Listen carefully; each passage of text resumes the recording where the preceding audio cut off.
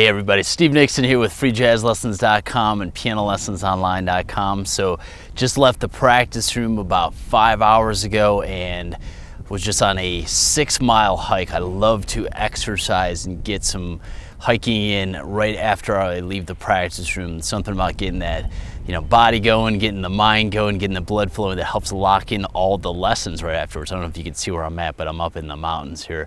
Very inspirational place.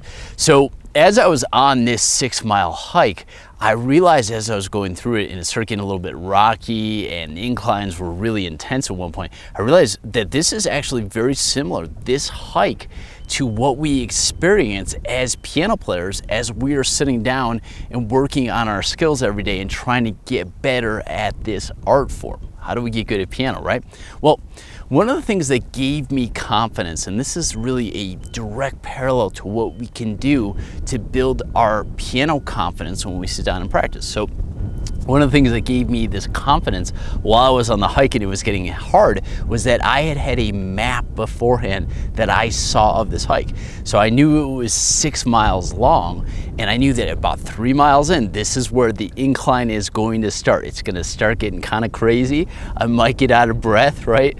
The road below is going to get a little shaky. There's going to be rocks out, all kinds of stuff, right? It's going to get a little bit harder, but it's okay. Don't panic. It's only going to be there for about a mile or so, and then right afterwards the views are just absolutely beautiful and amazing. All right, the rewards of going through this sort of challenging period through this hike were so sweet, right? So what we can do as piano players is we also can build our own map, right? Make sure that we have a map in place so we feel confident at all times on our piano journey, right?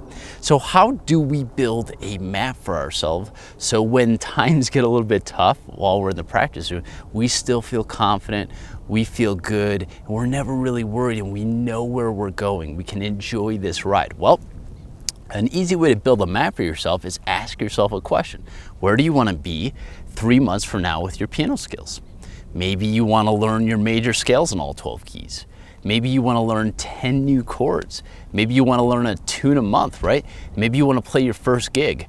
Maybe it's just that you want to practice every day, right? Those are very clear goals though, and that is really in essence building a map for yourself. You know exactly where you want to be, where you're going to end up, right? And that's going to give you the confidence where if one day, let's say 2 months into your 3 months, you have a practice session where you're hitting more wrong notes than you want to, or you're feeling a little discouraged, you're feeling a little tired. Well, you know what? Because you have that vision, you have that map in place of where you want to go, you don't worry about the little stuff along the way, right? Those little inclines where you're getting quote unquote out of breath, right? So this is what we want to do for ourselves. Build a map for yourself. Get clear on what you want to do. I promise you amazing things will happen when you build that clarity for yourself, all right? So again, the more you put into this art form, the more it will give you. Keep working hard, stay motivated, stay hungry. This is an amazing journey, right? And the views once you get to the end and you continue to go through everything, even when it gets a little bit hard, are just absolutely beautiful. The reward is worth it. All right, stay hungry, keep practicing, and I'll see you in the next video. Thanks for watching.